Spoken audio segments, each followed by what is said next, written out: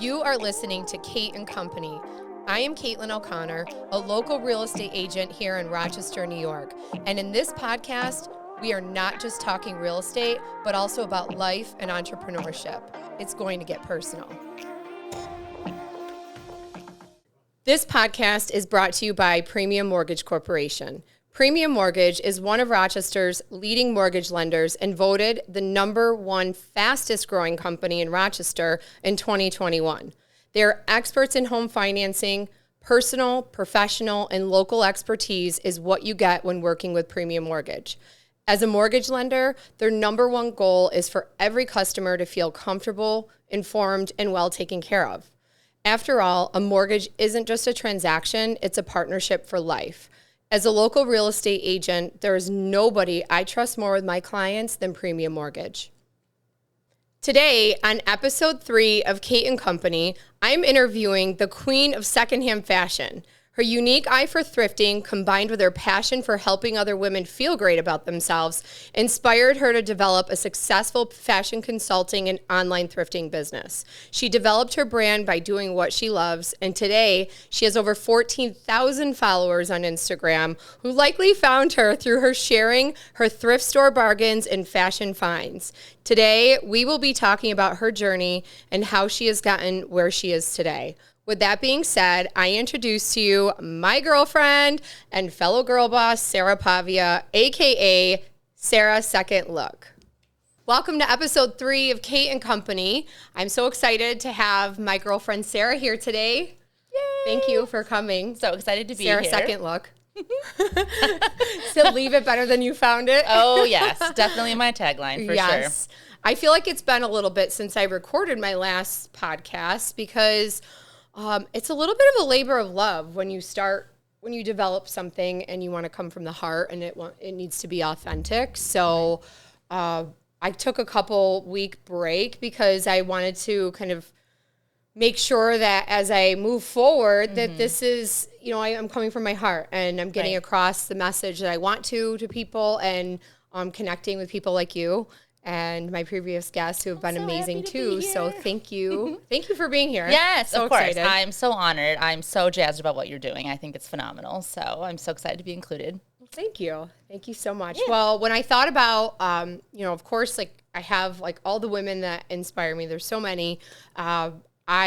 Since you and I met, what was it, like probably 4 years ago? 5 years ago. If not more, I was going to say probably 5. Yeah. At Alyssa Belasco's book club. Yes. A Boulder Coffee. Yep. And when you and Aubrey walked in, I was like, I really like them. And when you got done talking by the end, I was like, I really like her. I'm like, I really, really like her. Then like we started following each other. Yep. And everything that you were doing was like just always, you have like a light about you. Aw, thank you. All the time. And you're super authentic and real, and you're a career lady, which I really resonate with. Yeah. Because it's a lot of hard work. It is, and especially to have like a side hustle, hobby, job, and then I have my professional position too on top of that. So it's a lot, but keeps me busy. Yeah, so you kind of serve two masters. I do. I like serving myself better, but but it's a lot of fun. It's a lot of work, but a lot of fun. So. Yeah, and like you said, it's a lot of fun. So, I would love for you to share with everybody what you do today. Your side hustle. You're one of your masters, right? Yep. Tell us a little bit about what you do. Okay. Sarah Second Look. Yes. So Second Look was basically this random idea I had. I can't even think of the years ago now, quite a few, but around the time that I'd met you or shortly before, I was constantly thrifting and putting my finds online. And I had this small Instagram account that was growing. At the time, I think it was like 3,000 or 4,000, which isn't small by most people's standards. It's more followers than I have currently. Just in relevance to where I am now. Right. And the whole premise was I just wanted to get the word out there about, hey, do you know how freaking cool thrifting is and how living sustainably looks and how like you can do all this awesome stuff just from a Goodwill store. And it just caught on. And I was doing it just for my own personal hobbying. I was a kid who was always at garage sales and having a great time just with these little tinkering, or like, I'm going to spray paint this table and make it look cool. And That's so cool. it just kind of took off from there.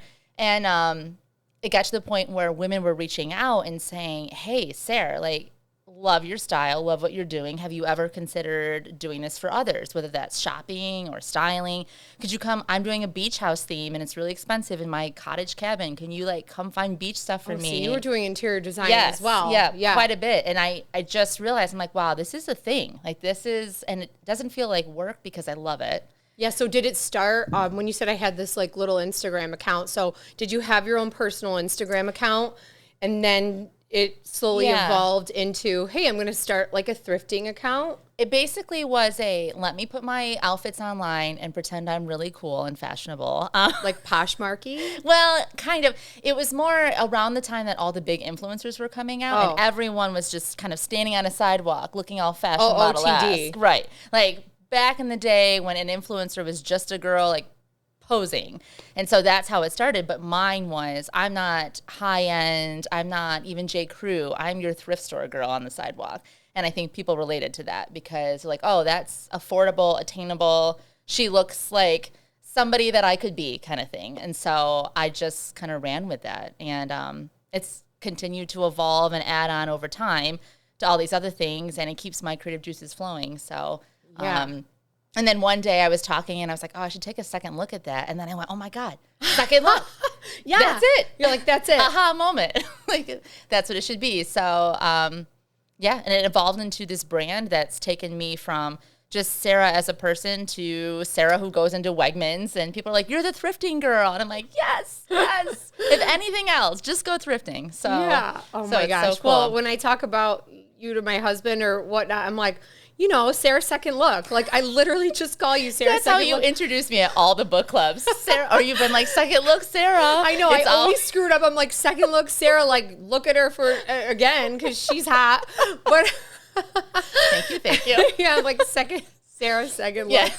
Like, Aaron will be like, well, who's Sarah? Premise. I'm like, you know, second look, Sarah, Aubrey, you know, that kind of thing. Yep. But that is, like, super, super cool. Yeah. And I feel like, I do feel like it's an era of like we are constantly on Instagram and we're looking at influencers who the filters are great, their bodies are great, face looks great, hair looks great, life looks great, but there's like a level of like you said, like I'm the normal girl, like I'm like this is attainable, but you're making it look like not just attainable, but like relatable, affordable. I mean, I did a 585 magazine feature a couple years ago. I've done 2 since then, actually. Props to 585. Yeah, I read that. Yeah, great one. Thank you. And the first one I did was about just because I was taking pictures in a bathroom. Like, that was how basic I was, where I would just stand in the bathroom stall and snap a selfie and be like, this is what I wore to work today, all thrifted, cost me $5. And that was where people thought, like, wow, this, first of all, gross, ew, bathroom. But secondly, it was okay, but still, again, she's not trying to be anything other than what she is. And so I think that helped a lot. But, yeah, I mean, my whole tagline is living thrifty doesn't mean living less. And I've applied that from the fashion you wear to your home or different aspects of your life about instead of buying a table new when it's broken or a lamp, figuring out how to repair and fix that and repurposing it.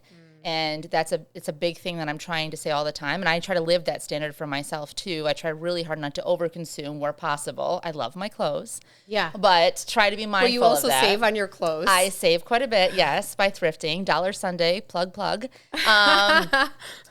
you know, with that Where's Dollar Sunday? At Goodwill. At Goodwill, every Sunday in the Finger Lakes is Dollar Sunday, where you can literally get items for $1 or less. So that's amazing. It is. And even home items. Oh, home items. Items, furniture, it's crazy. And I've actually styled some restaurants in the area and some local businesses if they had like a feeling or look they were going for. And it's just so much fun. So I really wanted people to know that you can have a very rich looking lifestyle on a beer pocket budget. That's amazing. That's kind of where I'm at. So that's so cool. Yeah, it's a lot of fun. That's really, really neat. So when you you started this, and by the way, so I think COVID. I go back to COVID because when I mean, I was following you prior to that, but like COVID, you shared this really great story with me about what you guys were doing during COVID, and it really engaged people. Remind me. Your evenings where you would do these shopping nights. Oh, you like sip and shops. Your sip and shops, and you would go live and drink wine and literally just throw. Oh man, those were the days. My best friend Aubrey, as you know, and I would go literally live, say we're going to post at 7:30, and part of it was items that I still had in my inventory because things were closed. Yeah. Women still wanted to have like affordable fashion and whatnot. And the other thing was that I told local women, your consignment shops aren't available, so drop your clothes off on my porch. And if it meets kind of these standards, because I have a brand I'm trying to uphold, if it meets these, we'll put them online. And then you get portions of the sale from that night. Stop it. For so your clothes. People were, and I never knew that part of it. That's amazing. Yeah. And I would come home to just boxes and bags just all over my porch. And it was such a workout, just lugging the clothes in, sorting them out. And Aubrey was my right hand, per usual. Shout out to Aubrey. And we just organized it all. Hey.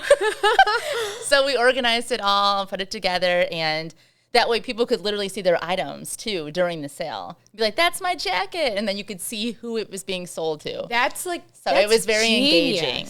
Yeah, it was very engaging. And I should do that again. Super engaging because the women who are dropping, first of all, you don't know what their story is. They're just like, hey, I need to either A, get rid of these clothes, B, I got to make some money. We're like, it's like COVID. Like, what's happening, right? Exactly. And C, like, this is freaking fun. Like, it was so much fun. Sell my clothes, and that's like such a hustle. Like, wow. Yeah, it was a blast. And the biggest premise for everything I've done is in terms of my social page and the community of my branding and whatnot. Because I for a while there was going around to like local conferences or different women's things too and talking about this very topic. And I constantly want women to feel, and anyone that follows, but that they're connected. And so there's an opportunity there. I mean, I'm not doing anything revolutionary that anybody else can't do. It's just the consistency and that it makes sense for me because it's organically who I am. And it's my passion. But I get to take women who felt like, oh, I don't know, I feel XYZ or I don't feel myself. And I'm like, that's okay, girl. We're going to throw a $3 sweater on you, style you up with some cool jeans, and you're on your way. And they didn't have to pay that much. And I feel like the part of me where I just love building people up and empowering them and just being kind of a big goof gets to come out. So it's twofold. Like it fills my cup personally, and then it also gives back to them too. So, and I've had male clients, so it's not just female, but you know, that's generally the focus of what's come forward. But we should do a men's styling night. And like for sure. Bring our men and like we'll style that. We'll give you the goods. Yeah. Although I appreciate my husband's like sense of fashion because he's pretty good. He's pretty good. He is on it. That's for sure. He's pretty good. But is what I love. Wow, that's like you always learn so much. Like we could be together, see each other all the time, but like there's so much that you learn there. And what's so great is like if we go to the mall, right? Like, and it's easy as a woman, like whether you're single, whether you're married and you have 3 children and you don't have the money to go out and go shopping every single weekend. Like sometimes I see some of my friends, I'm like, oh, geez, she always looks so cute. And people think I do too, but I just savor the good outfits for when I'm doing something nice. Otherwise, I'm wearing the same pair of jeans that I've owned for 3 years. My black American Eagle jeans they're in the bag right over there. And I'm quite sure they might rip on the these jeans back have seen a better day any time. But they're my favorite. Yeah, so I'm like, I'm going to rock them. Too. I'm not going to quit on a garment until it quits on me. So and that's like a couple white T-shirts. You're good to go. Just have your staples. Staples. To be able to know that there's another way that you can look really cute. Right. And sometimes like if you're pulling up to the, Goodwill. Right.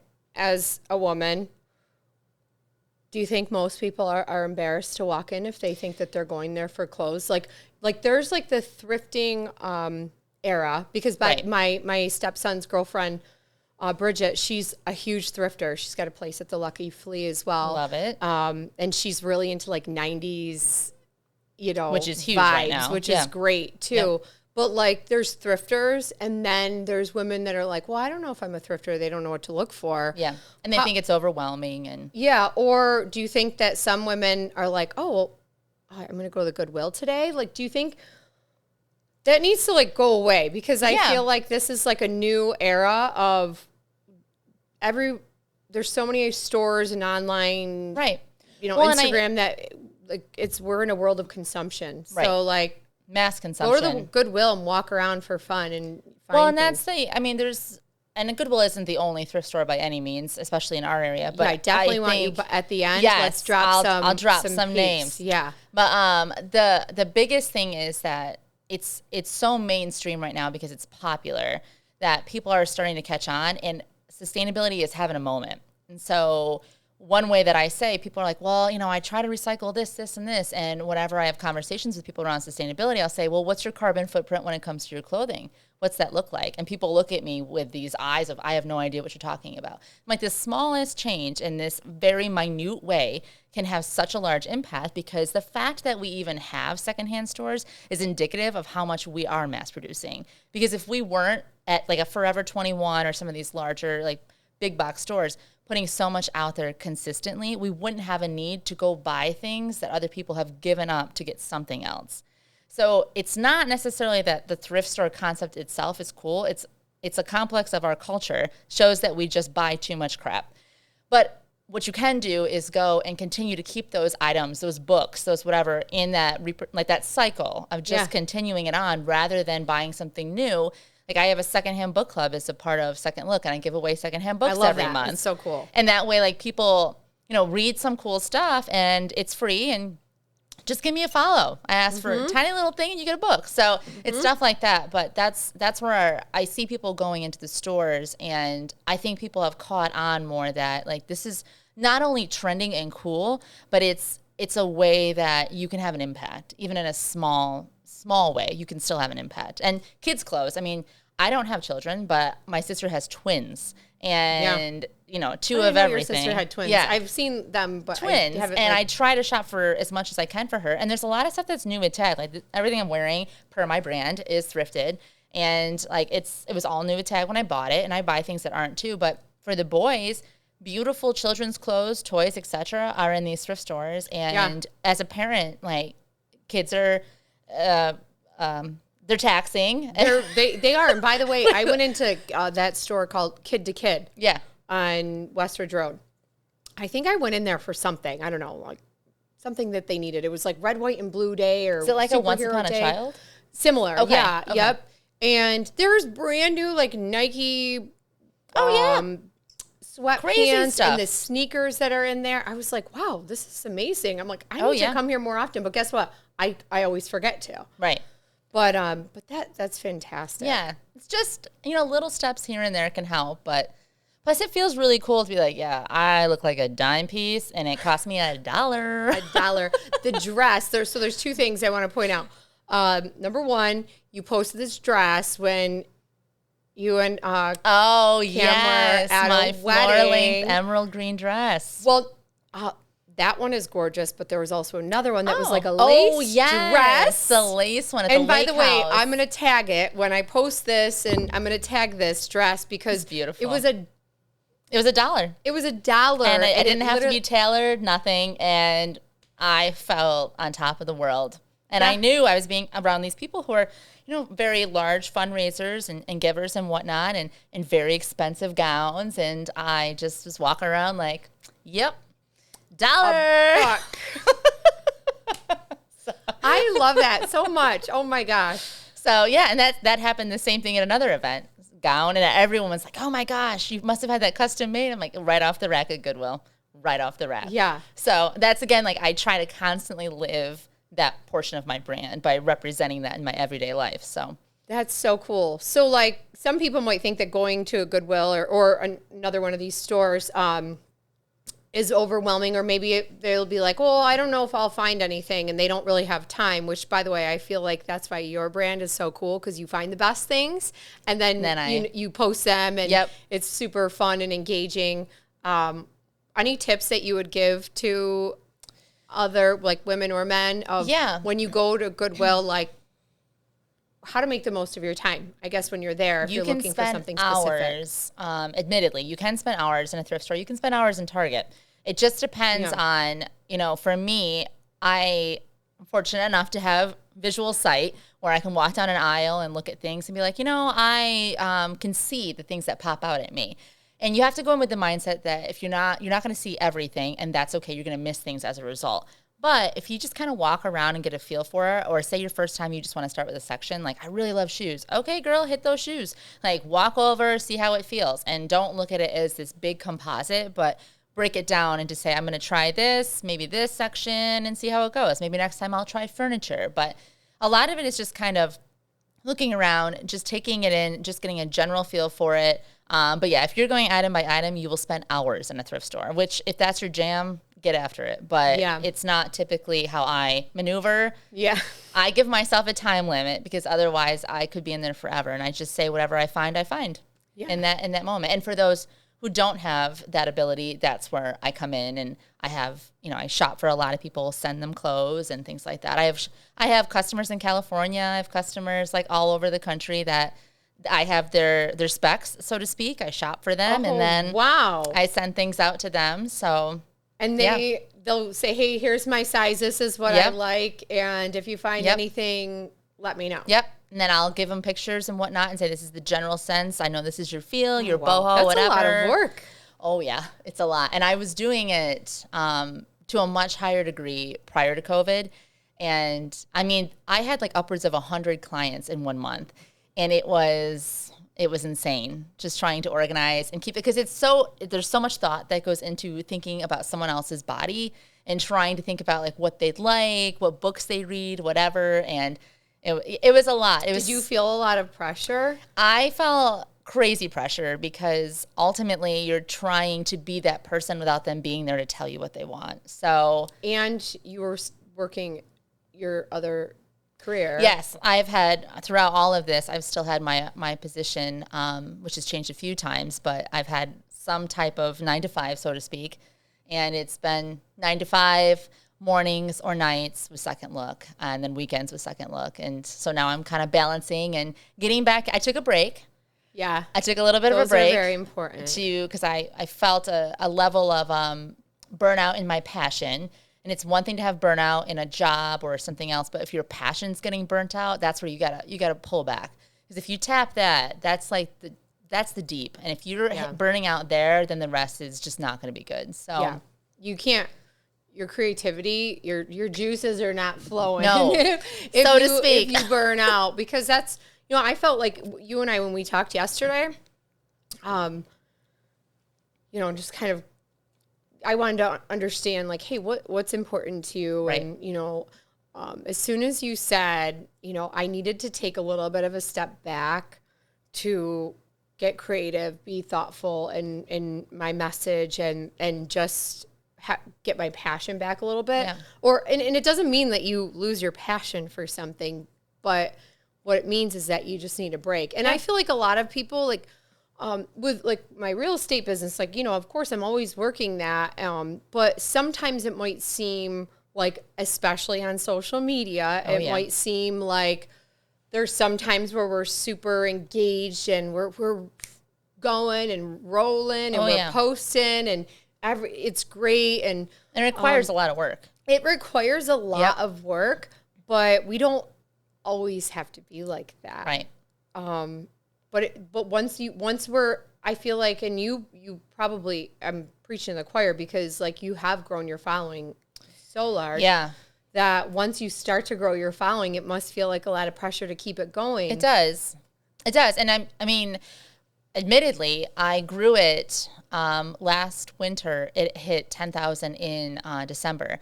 This past summer, I was up to 18,000. And I grew 8,000 in less than a year. And then all of a sudden, when I took a step back, I took a step down. So I'll be very honest about that. The moment that I pulled back for my own sanity is when the account struggled. And that just shows, again, you have to constantly be feeding this beast. So now, I've leveled off at this amount, and I'm like, that's okay, because I feel better about where I'm at and what I'm producing at 14,000 than I did trying to hit 20,000, because I was exhausting myself. Well, and you're considered an official influencer. Right. Like, she's an influencer. Hey, girl. Hey. Well, and that's the thing. People will say, like, oh my gosh, you have this, whatever. I'm starting to find that rejuvenating value in, like, oh, why was I doing this in the first place? I was really enjoying the women I've met. Aubrey, I met because of online. That's how I met Aubrey. Is that how you guys met? Yeah, I mean, she sought me out. She wanted a stylist. She happened to so for context, Aubrey's my best friend. Yeah. We're kind of a duo. She sought me out and as a stylist, and was like, I was looking for someone to help, and that's how she found me online. And I kind of rubbed her off a little bit, because I was like, oh, I got so much going on. And she was persistent. She's like, I'm not giving up on this girl. She doesn't mess around. She does not. And so she found me that way. And some of my best in real life friends now, IRL, are because they found me on social media. IRL. My IRL besties. And they found me on social. Like social media influencer basically terminology. It's like, so you IRL. were a follower, now you're an IRL bestie. So so shout out to a few of those. And that's, you never know who's watching. You never know. And so that was what got me back into thinking about that community aspect of building on. And again, I have men and women that follow my account. And I realized I missed that, the interaction, the feeling like I was providing for someone else, even if it was something little, to be like, oh man, you saw this at a thrift store, this made my day. Or, hey, Sarah, you shared this moment where you were vulnerable. Like the red bra. The red bra. Wait, crazy. You said you were going to tell us how much you got, how much you sold it for. So tell us that story. So she posted this red bra, Victoria's Secret bra, with tags. Yeah, brand new with tags. And it was a gorgeous bra. Beautiful. What size was it? 38D. Okay. For our lovely heftier ladies up top. And yeah, I bought it for $1.99, and I put it out available for anyone who follows my shop. So my selling platform has 42,000 followers. So that one's very large. Okay. That one's very large. That's on Poshmark. That's on Poshmark. Yeah, and I'm on like 5 or 6. 42,000 followers. Yeah, crazy. And within 5 hours, it sold for $45. Shut up. The woman but $45 at Victoria's for a Secret bra that you bought for $1.50. And you charge for shipping too? No, I cover shipping. You do cover shipping. Yeah, because I know some of those stores, you'll see some people that will post something and then they charge like an infinite amount of money for shipping, because that's another way that some people make money. Right. Yeah. No, that was the deal. $45. That's a sale. Originally $68. So I mean, she made a sale on that. But it's really exciting. But a lot of people will ask, like, how did you learn these avenues? And kind of like you and I were talking about yesterday. Yeah, what's the 101? Well, I think it's more, so taking a step back to know yourself when you need to step back, but also kind of what we were talking about is standing on your own 2 feet and using your knowledge and whatnot. And I just, over the years, was feeling unfulfilled by what I was doing. And I realized that no one's going to change that for me but me. I make my choices. And there's this quote that I follow, and it says, you think you're afraid, don't be. You think people will judge you, who cares? Because you have all the weapons and the tools that you need, now fight.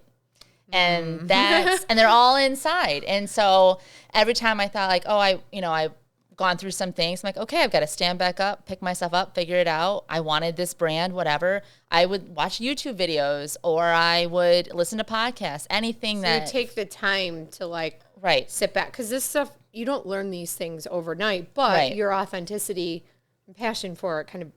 Right. Creativity comes from somewhere. Right. Exactly.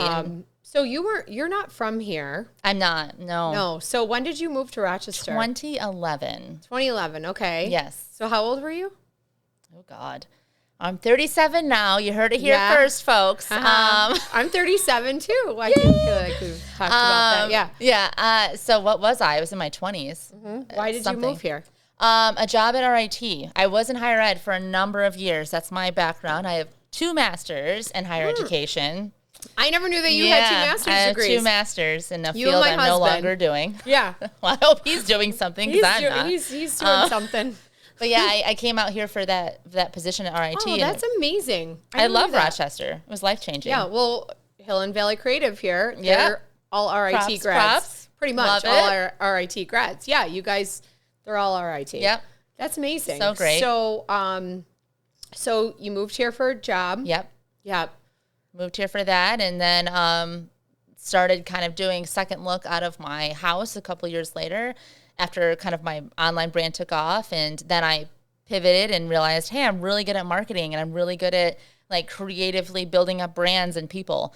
And I got offered kind of some contractual freelance work through United Way, Goodwill, the Finger Lakes, a few others. And since the RIT job, I've consistently took on positions that I haven't applied for. I've just been headhunted, so to speak, because of the work that they've seen I've done on social media. From this little account that you started. From this account has now landed me so neat. 2 jobs that I've grown into, different kind of work and partnerships. And yeah, it's all just been kind of the trial and error and growing my confidence in who I am and not being afraid to believe in taking some leaps. Not all good leaps. Some of them weren't good leaps. Some of them, we don't always make the greatest leaps. But you have to be afraid not to jump, right? So, so I love Rochester. I love the community. I mean, you and all the women I've met, even through book club, just phenomenal. And it's a great area. So yeah, well, you're definitely somebody that makes you just feel naturally connected to all. Like when I met you, I loved it. So so you moved here and you were in your 20s. Yep. In my 20s at the time, went through a couple life transitions. I had moved here. In that time, I lived in the West. I live in Hilton, which is funny because now you lived in Hilton? I moved to Hilton. Wait a second. What years did you live in Hilton? So it was 2011 to 2012. Wow, I lived in Hilton then too. Yeah. Oh wow, look at that. I was in the townhomes on Cedar Terrace. Wait, so Cedar. Okay, so I lived on Town Line Road. When I was previously married. To my ex-husband. That's so funny. Yeah, he's from Hilton. Well, and I'm surprised because Aubrey's from Hilton too, but my ex-husband, his entire family's from Hilton, so I lived out there for probably about 8 or 9 years, I think. Yeah, no, I never knew we were Hiltonaires. It was recommended. Hiltonaires. That's you heard it here. But it was recommended to move to Hilton. I was with somebody at the time. Move to Hilton? The man I was with at the time was like, love Hilton. Don't get me wrong. Many of my friends live in Hilton. I enjoyed the time that I had in Hilton. It is a commute at that time to RIT in the winter and whatnot. I was seeing someone at the time, and he's like, oh, that's where my family's from. And I knew nothing about Rochester. So I was like, oh, yeah. And I loved it. I did love it. But it was just so remotely removed from everything I was doing. Yeah, far from Wegmans. Yeah, a little far. And then I progressively have moved east and got married a few years ago and lived out in Irondequoit for a while and since divorced and now on my own and living happily in downtown Rochester and in the city area, but like North Whitten Village, and I love it. I just love it. So I love the area. I love being more in the city life and kind of participating in all of that. So So do you think that you'll stay in the city? I'm not sure. Ultimately, I would stay on the east side, I think, at this point, because most of the things that I participate in or that kind of cater to my interests are over here. Yeah. So it's more of a natural fit. I love the city. I feel like if that's where, now that our kids, like, they're at the school that they go to, right? They're Holy Cross, so it's a private school, but we can live anywhere now because they're not going to change school districts, and that doesn't really matter. And that's how Erin and I are too. We like to be in the city. We like to go to dinner. We like to. You guys are active. Yeah, we're active. We like to go to the museums or the festivals, and we're down with the kids. Like the kids could come with us. Your kids go everywhere with you. They do everything with us, and it's fun. And by the way, like you could do anything with your kids, but that's super. I love to be there. So you went through a divorce, and I'm sorry because I had also, gone through that. And I don't even know what to say, like, I'm sorry, because I feel like a lot of us have. There's a club. Yeah, for sure. There's a divorce club. For sure. And I feel like it's something that, like, not a lot of people talk about openly because I don't know if there's, like, it's kind of like a taboo subject. You had said, like, the taboo subject. It is a little closed off. Oh, wow, I don't know if it's like embarrassment or I was not afraid to talk about with my closer friends or anything like that, but we see all this shit on Facebook or Instagram that's all about like life and be great and do this and going through the struggle, this and that. But like, there's really nobody talks about like divorce ever. No. And I feel like it's probably, even if I were talking to my ex-husband right now or my husband now, we're talking to his ex-wife, all of us would say it was one of the hardest times of our lives. Right. Going through it. And at our age, hurtful. too. Yeah, at our age. And I know that, my husband, he had gone through divorce at, similar age. I think him and his ex-wife did as well. And now they're great friends. We get along really well. Mm-hmm. But it's a really hurtful time, and it's also kind of like one of those times where we might talk about it with our closest friends, but like it's also, we kind of feel like we let ourselves down a little bit. So because we think life is going to be one way, and then all of a sudden it pivots another way. Yeah. Well, and when Second Look was really at its beginning prime, it was out of the house that I then owned with my husband. And so for me, having the social influence that I did at the height, I had to make some type of announcement to my followers to say, I'm going through this. This is what's happening. And my location, because I have a lot of local customers that would pick up, your location's going to change for these things. This is why I've chosen a location. I intentionally chose my house because I was keeping my customers in mind. It has like a closed area that was still kind of could house like my portion of my business and whatnot. And I think a lot of people reached out and were like, oh, I had no idea. And to me, that was a little sad because it reminded me that I was kind of going through that in silence, so to speak. Mm-hmm. And I was talking to my friends and whatnot, but people didn't know that. But like, it was actually really empowering for me to put myself out there in front of thousands of people and say, hey, I'm about to go through this. I'm okay. And this is like where I'm coming out on the other end. Going to keep doing this and growing, and that's that. And I didn't expect that. I had quite a bit of response of people who still to this day, now that was a couple years ago now, will respond to me and say, hey, I know you went through this. What did it look like for you?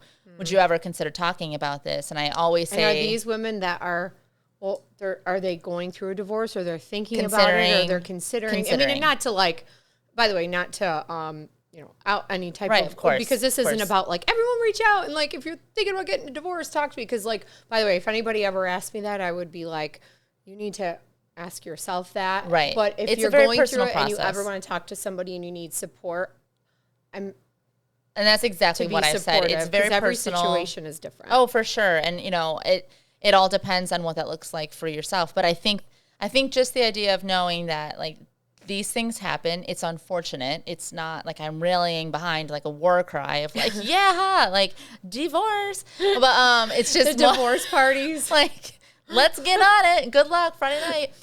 But it's more just it happens, and it's okay to ask questions, and it's okay to know what is right and what's not right for you in your life. So, and I think it's hard to advocate for yourself as well. Like, because by the way, when you're going through that, and this is just like my perspective, and I would love yours, is I was just so like embarrassed and like just wanted to fold because I was going through it, that I don't think that I advocated enough for myself, and not in a sense where like my ex-husband was like taking advantage or nothing like that. But I think that even both sides aren't able to think totally clearly for like what sure. each side needs, that we don't advocate enough. And then for what we need, because it's like everything's clouded, we're hurt, we're angry, and then we get to the other side of it and it's like, whew, okay, what just happened? Yeah. And it can be lonely. It can Even be. though like we like, I know I just wanted to be around people because I was lonely and I was afraid of like not I wasn't having thoughts about anything like that, but I was afraid. I was lonely. I felt like a loser. Well, and again, I would say at our age, especially, I mean, I still feel this, but at my age, being around people who have gone on to have families since they were in their 20s or whatnot, or have gone on to even build families at this point, who are very fortunate to do so, and there was kind of that failure complex of like, oh, like I didn't get this right. I wasn't, whatever, and it didn't work for me. But I think if anything, if whoever's hearing this would just want them to take away that, it's man, woman, it doesn't matter. It's the same kind of experience. It's awful. Let's just call it what it is. And ultimately, like, there are people there who can be there, and you're going to stand on your own 2 feet at the end. Right. You're going to rely on your circle. You'll stand on your own 2 feet, and you're capable of so much. So I think it's easy to get lost in that at the moment, though. And it's easy to feel alone too, because for sure, it's a process for sure. Yeah, it is. It is. But yeah, I mean, I'm really happy to talk to people when they reach out, and I always lead with saying you've got to really learn, like, you've got to talk to yourself first. And like figure out where you're at. You've got to talk to your higher being. If you believe or have one, you've got to do all of that and really figure out kind of where you are. And that was part of, to like kind of tie it back in, that was part of my journey, but it's not my defining part of my journey by any means. And it's important to talk about because I understand that it was a growth period for me, and I've continued to be really proud of where I've gone since then. So, that's amazing. Yeah. I love you and I, we had a drink a couple weeks ago, and love that wine. Me too. Vern's, their organic red wine is amazing. But you said that, and you were like, divorce, because that was like, I feel like you and I hadn't like talked about. No. Yeah. Like I remember when I felt like you were going through that, for some reason my heart felt like that, even though you weren't announcing anything at all. Right. Maybe we could just, our souls could feel each other. I don't know. Connected. But I remember that, and when you were like, I didn't let like divorce define me. Right. Absolutely. And that's, not to like turn this all into a big divorce talk, but I just feel like it's okay. And even looking back, I'm like, I was talking to my girlfriend the other day, because she's been through, one of my best friends, she went through a divorce as well. And, at some point it is okay to look back and feel nostalgic about things and be like, wow, I really like, I did care for that person. Right, of course. I really cared for that person, and it's okay that things didn't work out, and I really do wish the best for that person. And there's still a piece of that person that you do love and you care about, and you always want to see super happy, which I feel the same way about my ex-husband, even though we wanted to kill each other half the time, right? But you came out on the other side of that. Right, yeah. And and you just wish so much happiness. So, yeah. But thanks for like being vulnerable to talk about that. I didn't mean to like go deep into that. I just think it's important for people to know that your confidence and your growth comes in the moments of darkness, and that's where you find the light. So it's just, you just have to push through and know that you've got a good support system and 2 really good feet to stand on the ground with. You're good to go. And all those weapons are inside you. That's a quote. All those weapons are inside you. Now fight. Yeah. Fight. Use them. I love that. Oh my gosh. I can see the movie. She's got the pigtails. The blonde pigtails. Wait, who is that? Sucker Punch. It's from Sucker Punch. Sucker Punch. I'm not a good movie person. I don't know that you would have ever seen Sucker Punch, Caitlin. I'm not a good movie person. I don't know. What is Sucker Punch? Who the hell would watch Sucker Punch? It's kind of like a, not Marvel, but kind of Marvel-y, kind of DC, something, comic. Kind of, Aaron's it's comic. Definitely seen Sucker Punch. 110%. So you're walking in Fashion Week in a couple weeks. Yes, Rochester Fashion Week. Rochester Fashion Week. Yeah. I walk in all their events now. Very honored to do so. I've been volunteering in that for years, and I haven't missed a show in over 10 years. So this is my first fashion week. I can't believe that. I cannot believe that. I'm so excited. Yep. Thursday and Friday. I don't even know what I'm going to wear. What am I going to wear? Oh, what do I wear? I'm going to do a reel. Can you style me? I'm going to do a reel on social media. A reel on what to wear. This has been a big request. Fashion Week. What to wear. Yeah, it's dress to the nines. Look hot, which you have no problem doing. So you'll be fine. Oh my gosh, I love you. Yeah, somebody asked me the other day, they're like, what do I wear? What I would wear to a wedding? And I'm like, just girl, wear whatever you want. Stylish, trendy, but like just sexy. Just be sexy. Be sexy. Come on. Because how often do we get to be sexy? We really don't. No, not that never. often. So yeah, that's 10:13 through 10:15. Be there. Tickets go fast. And I'm walking Thursday and Saturday, but attending Friday. So it's going to be awesome. It's so much fun. And you should probably find a way to walk next year. Just saying. Find a way for me to walk this year. Okay. Taking a mental note on that. Good thought. Well, find a way for me to walk. And maybe I just need to lose a cup. No, I'm just kidding. Oh, God, I'm totally joking. Take that one. No. Oh, my gosh.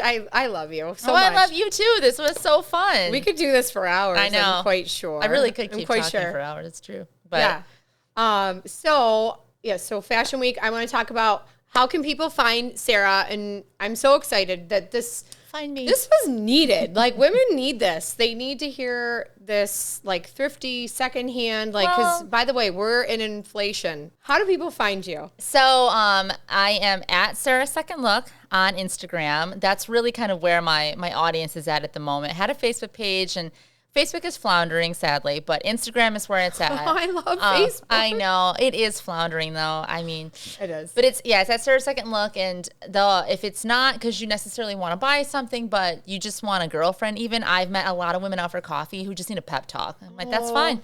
That fills my cup. They drink coffee, I drink wine. Just Sarah kidding. Second Look. But Sarah Second Look. And it's, my tagline, and then also just that, what you wear and what you do is an outward expression of your inward self, and that's what I tell all of my friends. I don't call them customer or clients. We're friends. We're cool. We're tight. So I love that. Here to help get you to your best spot. So and tell us, like, name drop a few great thrifty stores, secondhand stores in Rochester. If you were to go out, you needed somewhere awesome to go to, maybe Rochester Fashion Week. Where would you go? Okay, besides the Goodwill and the Salvation Army. All right, yes. Who are some locally owned, like some girls that we need to So there are support? Consignment shops. NTY Clothing Exchange is owned by a good friend of mine that's in Pittsford area. There's just closed. A closed Mentor was available too. A lot of the shops have actually closed, but Panache Vintage Consignment is one of my favorite. Oh, yeah. Panache has really, really beautiful high-end designer clothes. And you're walking for them? I am walking for them. Yeah, I Week. represent them at a lot of shows, and they're in Brighton, and they're fabulous. So Joan and Panache, make sure you do that. And they have a whole home section too. Lots of Mackenzie Child marked way down. Okay, so Mackenzie Child, go to Panache. Yes, Panache. Yeah, okay. There's not a lot of thrift story kind of secondhand otherwise, but there's the Op Shop, which is also cool vintage, really cool styles there. Where's that located? That is located right by Red, RADD, the I little know theater. Exactly where it is. Yeah. The new, what's that coffee shop? What's the coffee shop? Ugly Duck. Ugly Duck. It's I think, right near the Ugly Duck right next coffee to that. shop. Okay. So that's another one too. But yeah, the thrift stores are Goodwill, Savers, and Webster's, really, really hot right now. Your Savers Salvation Army. and Webster. Yep. Okay. And then there's an Ambets and Henrietta. So there's quite a few. All right. Goodwill has like 14 stores, so it's all over the region. So get to your secondhand store. yes, immediately.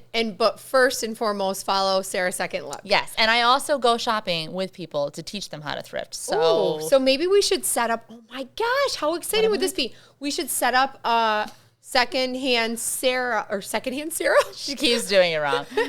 We should set up a Sarah Second Look shop day. Yes, like a thrift crawl. A crawl. We'll get a charter bus. A thrift we'll crawl, have Prosecco. charter bus. Oh my gosh, we're doing it. We have need to to do do it. this. We're going to do it. Okay. The wheels are turning. All right, let's do it. And I have 3 questions we're going to wrap this up with. So, first question, what's your most embarrassing moment? Okay. It's like so vague, right? On my then honeymoon in Mexico, everyone was telling me not to do certain things. And I was at a high-class resort, like very all-inclusive and whatnot. And I was in the hottest outfit. Can I just say, ladies? Oh, my God. So hot. I decided to not listen to any of the advice, ate this meal, and as I'm walking down the beach, realized I was having a bridesmaid movie moment where I literally had to sit down on the sand because I shat myself from this meal. I can't believe I'm saying this. But people are walking around me, and I'm like, hey, yep, oh, God. Had a little bit of wine, too. Was not feeling good. Oh, my God. But I spent the entire next day in bed, sick as a dog. It was and your hot outfit sizably was embarrassing. And that poor hot outfit has not seen the light of day since. Oh, that's I don't quite even know frankly, were it is. the I best can't story I've even. ever heard. But yeah, By the way, when I we shat went on to the beach. the Dominican Republic, like years ago, there's certain things you don't eat. It hit, and I couldn't even stop it. It just happened. Yes, ladies, go number 2, okay? Or just don't go to Mexico and eat with the Or just don't eat do the things you're told not to do. I'm a rule breaker. Oh my God. I'm dying. That was I'm a moment. dying. That was That's definitely a moment. That's a moment. Wow. Talk about a true sandwich. But okay.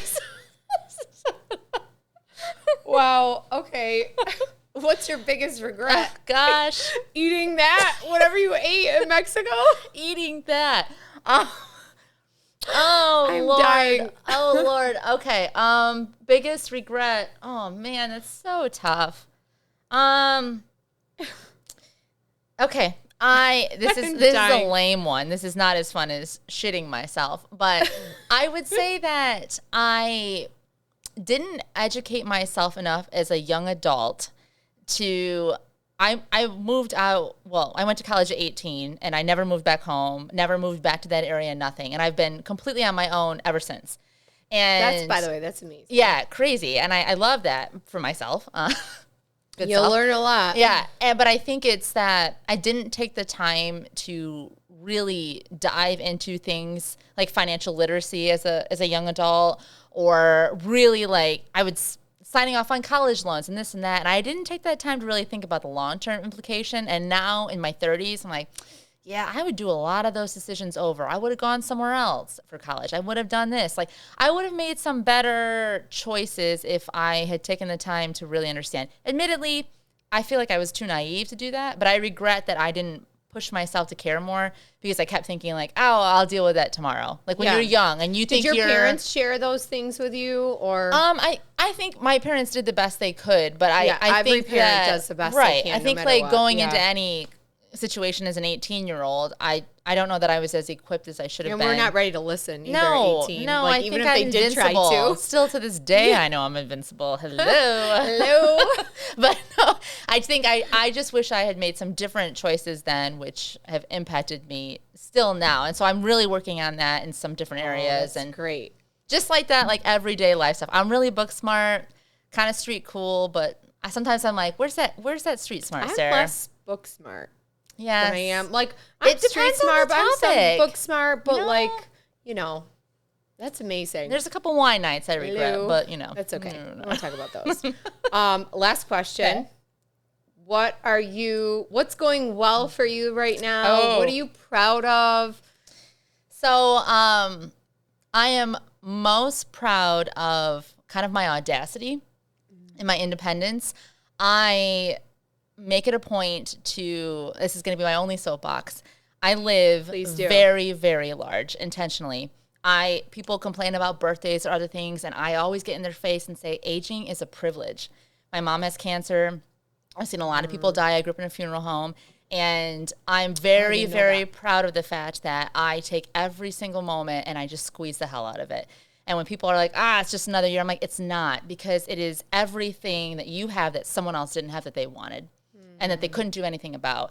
And so I go to Disney World whenever I want because I'm a Disney nut. I love that you go to Disney, and you went to Disney alone. I go to Disney alone all the time. I travel alone. That. I sit at restaurants alone. I would never chicken ass.